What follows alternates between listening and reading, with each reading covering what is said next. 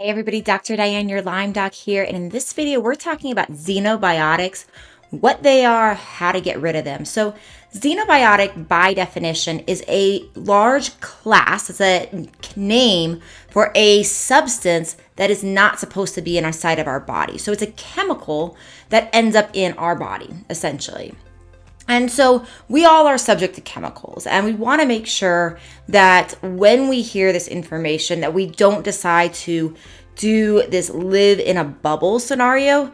It's so easy when we're talking about xenobiotics and some of the things that I'm going to talk about, what they do and what they can do.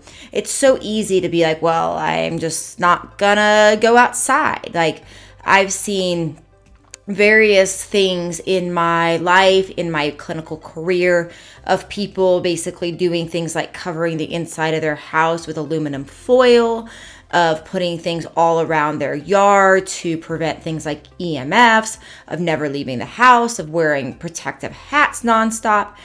And perhaps at a certain point of illness, like EMFs can definitely impact people. So I'm not arguing that. But what I am suggesting is that we want to make sure that what we're doing is we're healing the body in a way, we're making decisions that help you to live in the world in a healthy way, right? We want to make sure that we are avoiding hiding in the world. And we also want to make good decisions.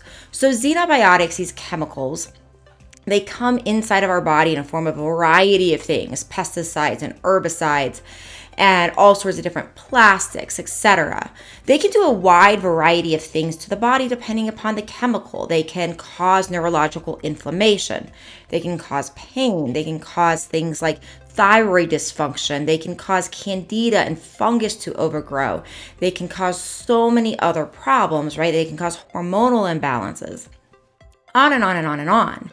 So one of the things that I definitely invite you to do in the beginning of thinking about xenobiotics is get tested.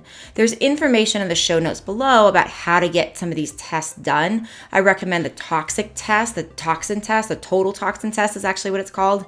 Say that again, it's a total toxin test.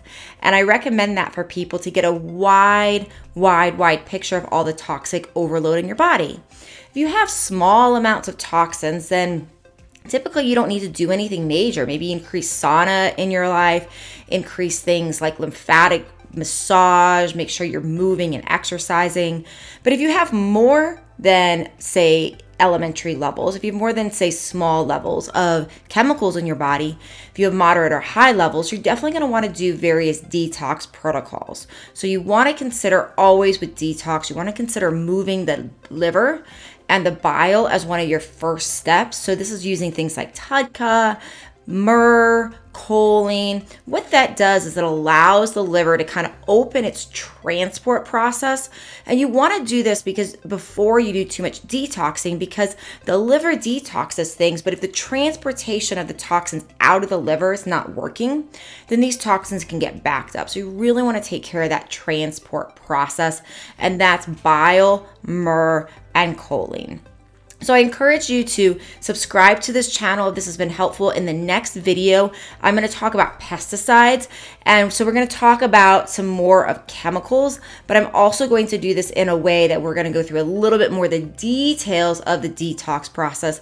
And the last chemical, though, before I do that I do want to make sure to mention is something called PFAS, PFAS. This is known as the forever chemical. This is a chemical that does not break down in nature, meaning a lot of toxins will eventually degrade.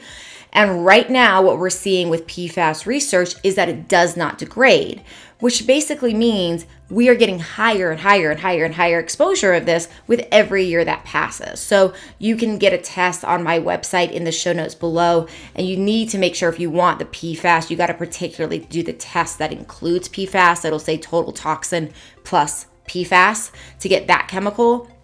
But the idea of doing a test, you can always do a detox on your own, but the idea of doing a test is pre and post doing a detox to see if it worked, right? To see if it worked. And the reason why a pre-test is good is because if we don't have that baseline and you just do a post-detox test, you don't know, maybe your levels were actually twice as high. Let's say your post-detox test and you're like, crap, detox didn't work. levels are still really high, well, it's possible that pre-starting that detox, your levels were actually significantly higher and the detox is working wonderfully and you're just not done yet. So I always recommend people, when you're doing self-testing, to be as scientific as possible. Do your protocols, do post-testing. That way you know if it's working, if it's not working, or if it's working but you just need more time. I hope this has been helpful. Please do share this with your friends and family. Information about me, my clinic, direct-to-consumer labs are in the show notes below. I'll see you in another video.